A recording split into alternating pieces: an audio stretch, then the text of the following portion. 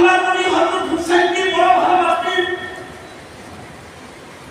এত ভালোবাসতেন যে আল্লাহ নবী একদিন আল্লাহ নবী জুমার নামাজে মসজিদে খুতবা দিতেছেন। আল্লাহ নবী জুমার নামাজে নবীর খুতবা চলতেছে।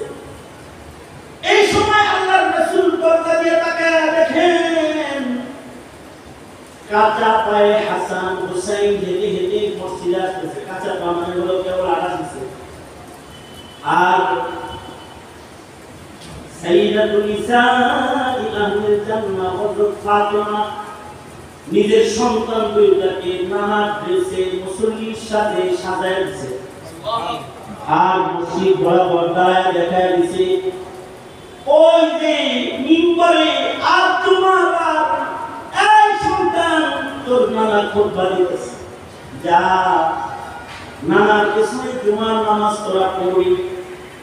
মায়ের সন্তান দয়কে মসজিদের দিকে হাঁটায় দিয়ে দূরে দাঁড়ায় আছে। আল্লাহ রাসূল দেখতেছে দুই ভাই হাঁটা হাঁটা মসজিদে আসতেছে।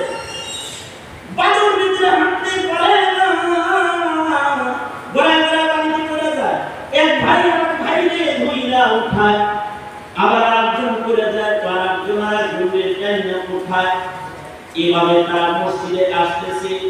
আল্লাহ নবী মিম্বর থেকে দেখে জুমার নামাজের খুতবা নবীর খুতবা বন্ধ করে দিলেন। সাহাবীদের মাঝখান দিয়ে হেঁটে আল্লাহর রাসূল মসজিদের বাইরে চলে গেলেন।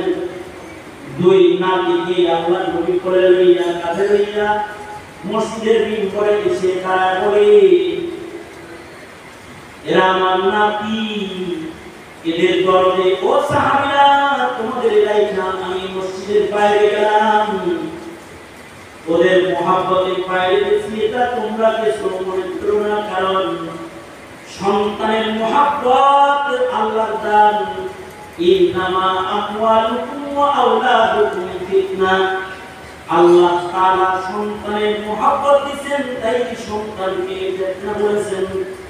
আমি সন্তানের মহাব্বতে বাইরে গেছি, তোমরা কিছু মনে করো না। তবে রাসূল বলতেন এরা এমন দুই যুবক, এরা সাইয়্যিদা শাবাবি আহলিল জান্নাহ, এরা আল্লাহর জান্নাতের যুবকদের সর্দার।